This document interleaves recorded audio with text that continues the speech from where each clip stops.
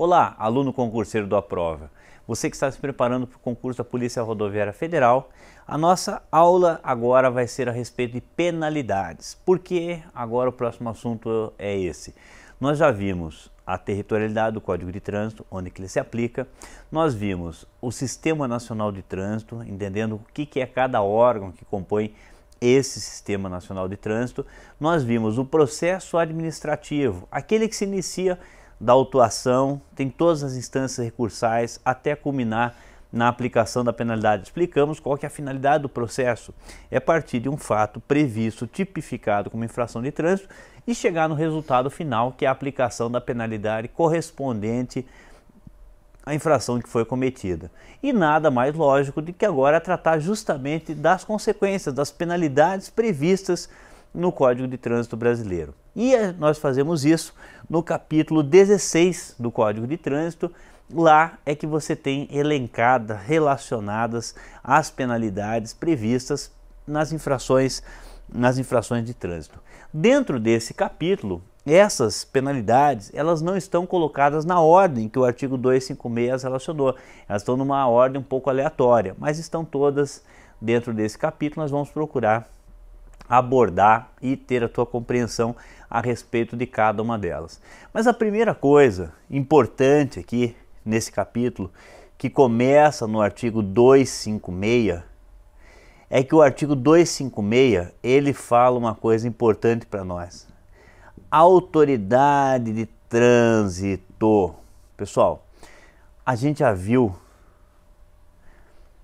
no Sistema Nacional de Trânsito que existe a figura do agente da autoridade e da autoridade de trânsito.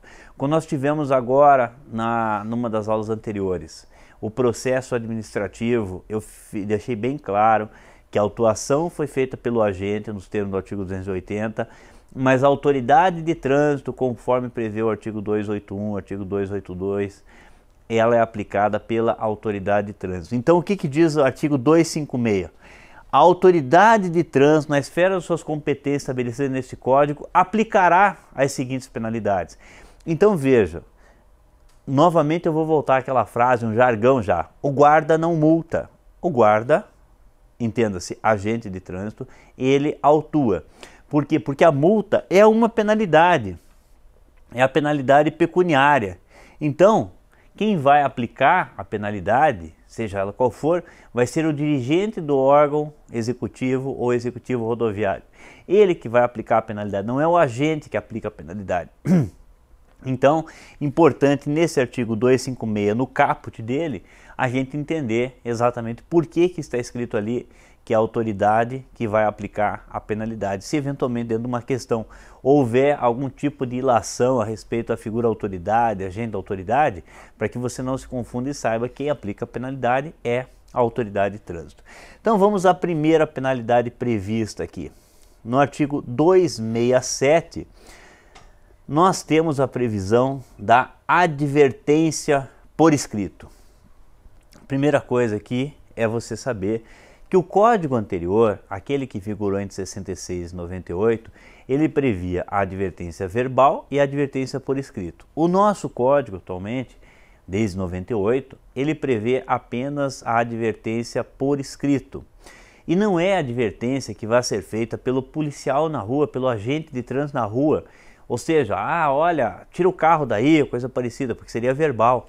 E nem ele, agente de trânsito, aplicar aquilo na hora, por escrito. Por quê? Porque o agente não aplica a penalidade, quem aplica é a autoridade. Então, essa advertência por escrito aqui, quem vai convertê-la nessa penalidade, quem vai aplicar essa penalidade, não vai ser o agente na rua e nem da forma verbal. Ela vai ser por escrito pela autoridade. Lembra quando a gente falou de processo, que houve primeiro a autuação e depois a aplicação da penalidade por parte da autoridade? É aí que ela vai acontecer. Quais os casos que pode ser aplicada a advertência? O artigo 267 prevê que serão nas infrações de natureza leve ou média. Então, pessoal, apenas infrações de natureza leve ou média, e aí isso é um requisito objetivo, não adianta querer que seja aplicada a advertência em infração grave ou gravíssima, infração de natureza leve ou média, desde que não seja reincidente o infrator na mesma infração nos últimos 12 meses e a autoridade de trânsito, considerando o prontuário desse infrator, considere que é a providência mais educativa. Então vejam que essa penalidade da advertência, ela é resultado da conversão da penalidade de multa, da substituição da penalidade de multa, da penalidade pecuniária, em quais casos? Quando se tratar de infração de natureza leve ou média, primeiro requisito, requisito objetivo, não adianta ser grave ou gravíssima. Outro requisito, aí sim subjetivo, não pode ser reincidente na mesma infração nos últimos 12 meses, o infrator. Ele não pode ter cometido infração repetido nos últimos 12 meses. E terceiro, se a autoridade, considerando o prontuário dessa pessoa, desse condutor, entender que essa é a providência mais educativa. Então você vê que é uma faculdade da autoridade de trânsito aplicar ou não aplicar, converter ou não converter a advertência por escrito como forma de penalidade. Prevê ainda dentro do parágrafo desse artigo 267 que no caso dos pedestres também pode ser aplicada essa penalidade e ainda convertida em cursos de educação para o trânsito. Veja com atenção que eventualmente uma questão acaba trazendo algum detalhezinho a respeito dessa penalidade com relação ao pedestre, e está isso no artigo 267. Então essa aqui é a penalidade da advertência por escrito. A outra penalidade que nós temos aqui é a penalidade da multa. Nós vamos encontrar os detalhes a respeito dessa penalidade no artigo 258. E o que nos traz o artigo 258? O artigo 258, a primeira coisa que ele faz é dividir em gravidade o grau da penalidade a ser aplicada em gravíssimas, graves, médias e leves. Assim que o legislador resolveu graduar a gravidade das infrações de trânsito em gravíssimas, graves, médias e leves. Então o artigo 258 ele faz essa pré-seleção da gravidade das infrações e faz a correspondência do valor pecuniário para cada uma dessas gravidades. Só que aí, principalmente você que é um pouco mais jovem aí, você talvez tenha ouvido falar ou nem tenha ouvido falar de uma coisa chamada UFIR, Unidade Fiscal de Referência. Até o ano de 2000, como havia uma inflação muito galopante, não é infração, não vai confundir com o processo administrativo, eu falei inflação, aquela subida de preços a todo momento, o governo havia criado um indexador para que houvesse um reajuste como uma forma de manter atualizados os valores das coisas, não haver perdas. E esse referencial se chamava UFIR, Unidade Fiscal de Referência. E ele era primeiro mensalmente, depois trimestralmente reajustado. E o legislador, ele colocou o valor das multas em UFIR, em 180, 120, 80 e 50 UFIRs. Então, essa expressão que você vê aqui no artigo 258, ela realmente existia, deixou de existir no ano de 2000, no mês de outubro. Então, em outubro do ano 2000, foi extinta a UFIR. Até então, havia correção monetária por meio da UFIR, e o artigo 258, se você prestar atenção nos parágrafos dele, você vai ver o seguinte, que a atualização dos valores seria pela variação da UFIR ou outro índice legal de correção de débitos fiscais. A UFIR ela foi extinta, como eu falei, em outubro de 2000, mas nenhum outro índice de reajuste foi implantado de lá para cá, desde 2000 até 2014, nós estamos em 2014. E os valores, eles permaneceram nesse último referencial, o último resultado da multiplicação pela UFIR desses valores. É por esse motivo que dá valores quebrados, 185, uma coisa, 53,25, 85,13, 127. É por esse motivo que os valores, eles estão fracionados dessa forma, em centavos, etc. Porque ela é resultado da multiplicação desses valores em UFIR, 180, 120, 80 e 50, pelo último referencial dessa unidade de referência. E também prevê num dos parágrafos ali, você vê que o artigo 258 tem 2 parágrafos, um deles fala a respeito dessa correção que seria aplicada todo mês pelo índice da variação do FIR ou outro índice legal de correção de débitos fiscais, o que na prática não aconteceu, mas também você vê que está previsto que quando se tratar de multa agravada, o fator multiplicador será aquele estabelecido no Código. Eu não quero que você confunda essa multiplicação com aquele agravamento no caso da pessoa jurídica que não faz indicação do condutor. Lembram quando a gente falou a respeito da multa NIC, pela não indicação do condutor? Nós falamos isso quando tratamos a parte de processo. Aquele valor agravado, proporcional às vezes que o veículo pertencente à pessoa jurídica não há indicação de condutor, que vai dobrando, triplicando, etc., é em decorrência da não indicação de condutor. Aqui no artigo 258 é outra coisa. O que o legislador está querendo dizer é o seguinte: algumas infrações trazem um fator de multiplicação. Eu vou dar um exemplo que para você talvez fique bastante claro. Dá uma olhadinha, por curiosidade, lá no artigo 218, aquele que trata da infração de velocidade. Dá uma folhadinha ali agora. Você vai ver que a penalidade, quando a pessoa ultrapassa 50% a mais da velocidade máxima, está lá previsto o seguinte: infração natureza gravíssima, multa 3 vezes. Então significa que você pegaria, nesse exemplo que eu dei, o 180 e multiplicaria por 3. Vai lá no artigo 165, você vai verificar que a infração de ingestão de álcool, de embriaguez, ela está lá gravíssima multiplicada por 10. Então o que acontece? Você vai multiplicar isso aqui por 10 vezes. Então esse fator de multiplicação trazido no próprio código, que o legislador quis dizer, é em cada infração, quando houver essa multiplicação, será trazida na própria infração para que seja feito o cálculo. Então essa aqui, a penalidade da multa, é a penalidade de caráter pecuniário, financeiro, a ser aplicado nas infrações. Nós temos junto aqui, na sequência, o artigo 259, que ele trata de um assunto bastante polêmico, que são os tais pontos. Os tais pontos na carteira. E ele trouxe um referencial conforme a gravidade da infração, que a gente vai aproveitar aqui em 7, 5, 4 e 3 pontos. Ou seja, o artigo 259, ele previu que no cometimento de cada uma dessas infrações, conforme a gravidade, haveria a somatória desse número de pontos correspondente à gravidade da infração. Essa pontuação, ela veio inicialmente com 2 objetivos. Primeiro objetivo, que sempre que a pessoa atingisse 20 pontos, ela em 12 meses, importante isso, 20 pontos em 12 meses, ela teria uma multa extra de 1.000 FIR. Olha que interessante. Isso estava previsto, mas foi rejeitado. Isso aqui foi vetado. Então, isso aqui nunca existiu, mas estava no projeto do código. Mas permaneceu a questão de quando a pessoa atingisse 20 pontos no período de 12 meses, haveria suspensão do direito de dirigir.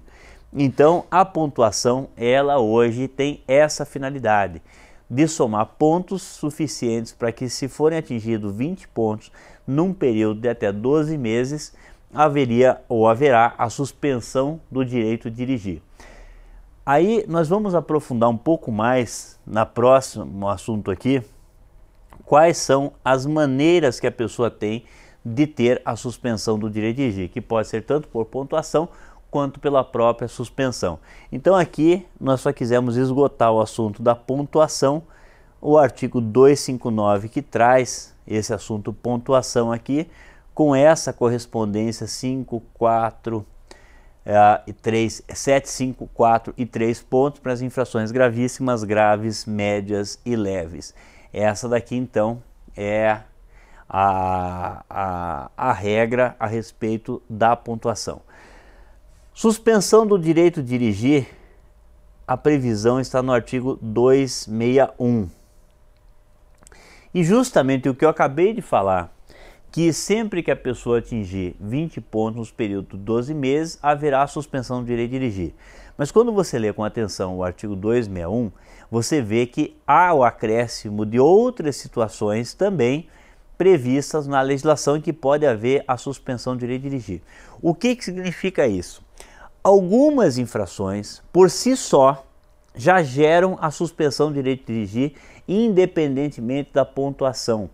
Tem algumas situações bastante notórias, por exemplo, falta de capacete em moto. O cidadão foi autuado por falta de capacete. Essa infração, ela é de natureza gravíssima, não tem fator de multiplicação nenhum, é o 180 o FIR mesmo, né, 180 e poucos reais, 187 reais, mas não gera suspensão do direito de dirigir, aliás, desculpe, e gera suspensão do direito de dirigir pela própria infração.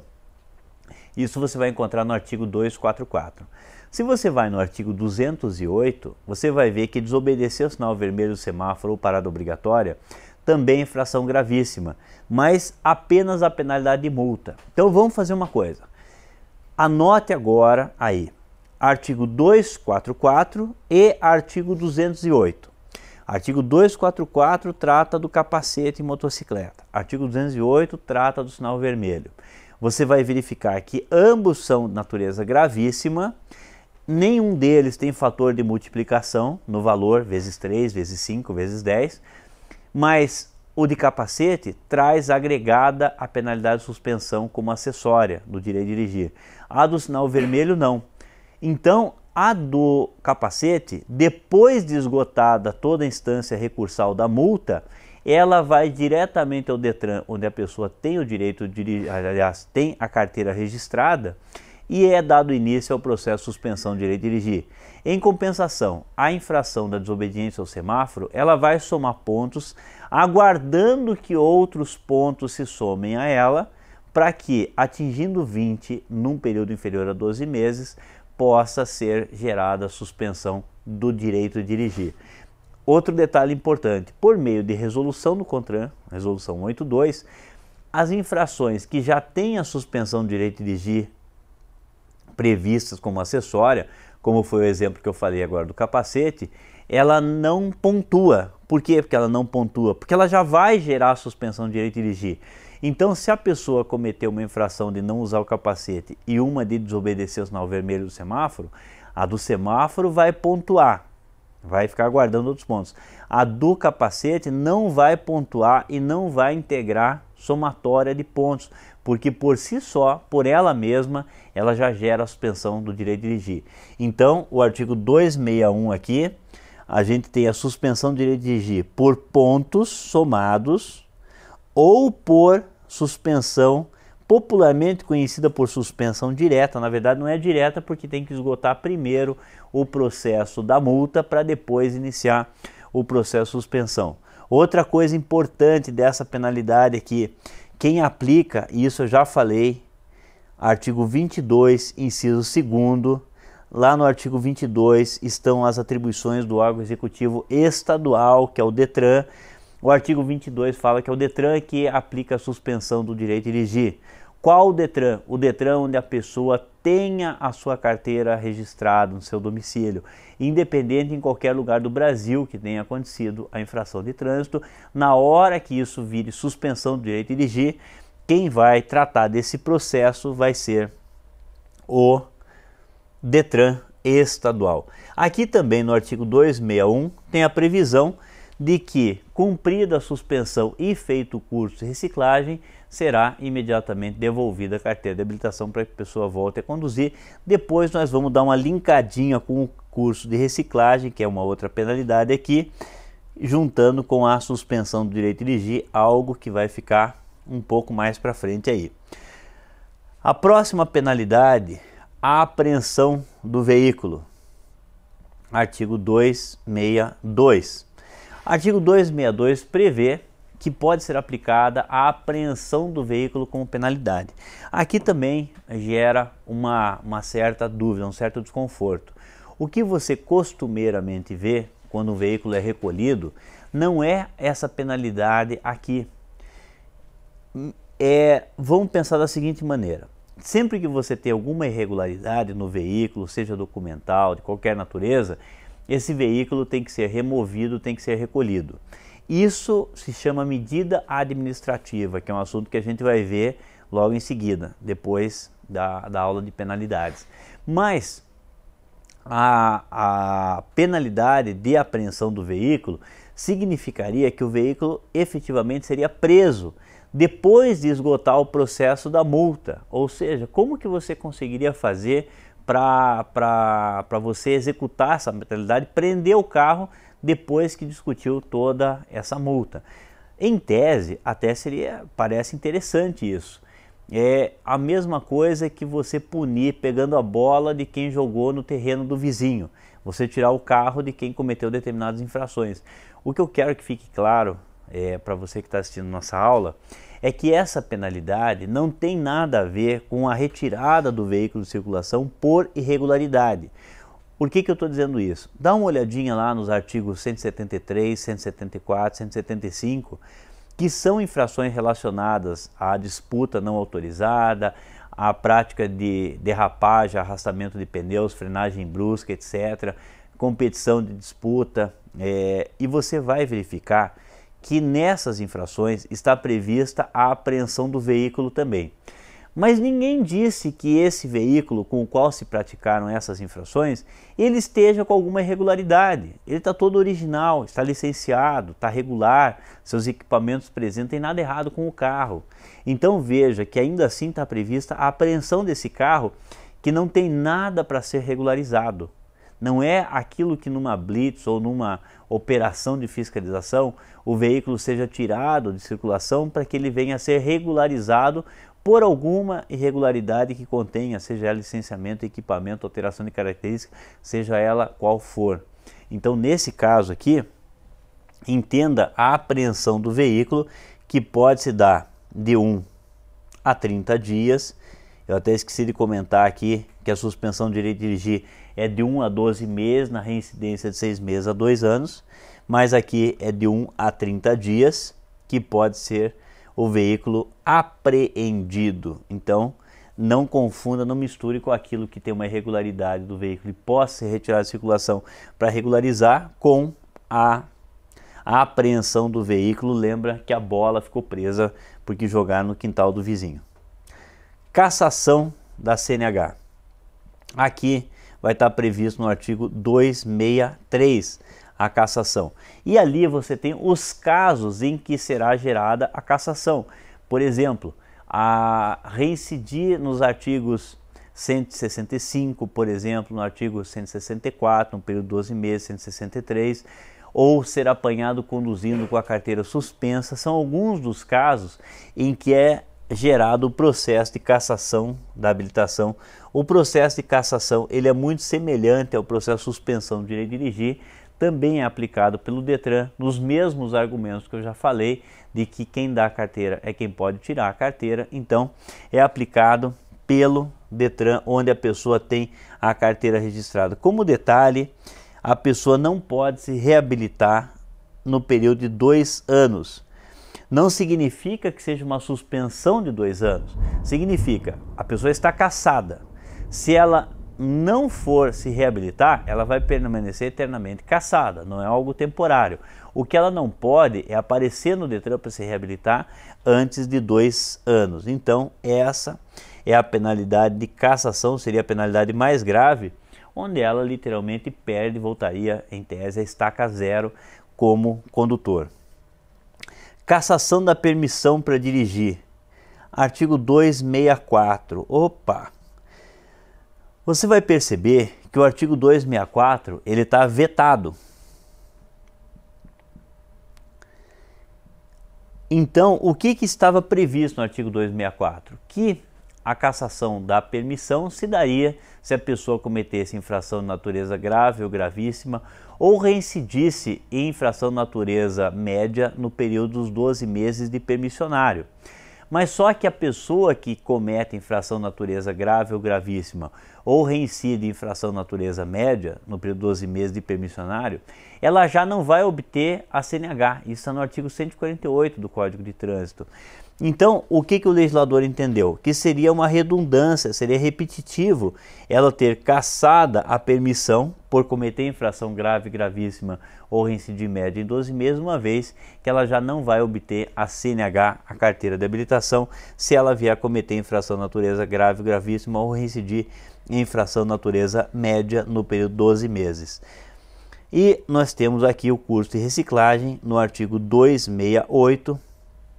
Você tem ali os casos em que será necessária a submissão ao curso de reciclagem, vários casos ali relacionados no artigo 268. O mais importante, que mais chama a atenção, é quando a pessoa tem o direito de dirigir suspenso.